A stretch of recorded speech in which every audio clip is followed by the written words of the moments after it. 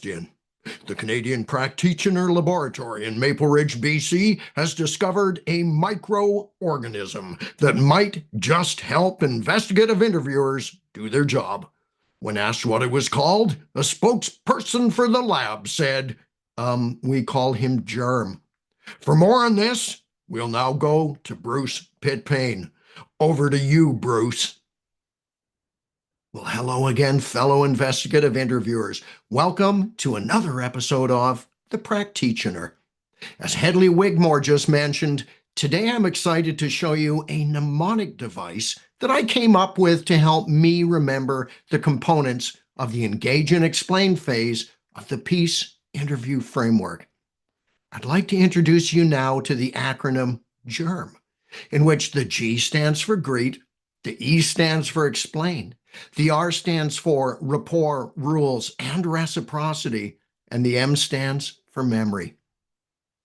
This session is directed at interviewers who are familiar with modern investigative interviewing, for which the goals are to obtain information of high quality and quantity. So it won't go into a detailed explanation of all the components.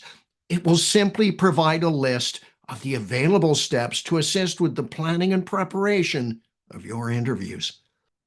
Should you wish to learn more about the components of this list, please view the previous episodes on the engage and explain phase, the pre-interview introduction, introductions and time constraints, the purpose question, ground rules, the audio-video warning, embracing the Charter of Rights and Freedoms, and the teach to talk. Let's start with the G, which stands for greet. Here are the parts. Introduce yourself and let them know that they may refer to you by first name. Ask the interviewee what name they would like you to call them, thereby giving them some control at the beginning of the process. Ask the interviewee what pronouns they use to describe themselves. It may help to give them yours first as a form of reciprocity. To establish that the interview should not be rushed, ask if there are any time constraints for the time scheduled. This may prevent an unexpected interruption. The E in GERM stands for explain and has the following parts. Explain that the entire interview will be recorded. Now, generally, we don't ask for consent. However, we should ensure they understood. Ask the interviewee to explain his understanding of the interview purpose, meaning the incident or situation to be examined. It may be helpful to let the interviewee know you are not asking for detail at this point, and a couple of sentences would suffice. The primary goal is to establish that the interviewer and interviewee are together for the same purpose. Explain all legal obligations. Make it conversational, but do not cut corners. Explain you'll be taking notes and referring to a checklist. This allows the interviewee to focus on recall as opposed to what you are doing. Explain your role by letting them know who you work for and what you do. Explain the investigative process by letting them know you are an evidence or fact gatherer, and briefly explain how decisions are made and who makes them. Explain the interview process by letting them know you'll give them an opening instruction such as, I want you to start at your beginning, wherever it's important to you, and tell me everything about this. Let them know that you will remain silent, you won't interrupt, and you won't ask questions until they have finished. It may help to inform them you will be taking notes and listening intently. Explain what you mean by detail using a teach to talk example. This will require some practice before the interview, so your example is meaningful to the interviewee. The R in GERM stands for rapport, rules, and reciprocity. Even though rapport is in the third step of the acronym, please understand that it starts from your first contact with the interviewee and should continue throughout the entire process. Rapport is best thought of as a verb, an action, if you want to build a strong connection to another person.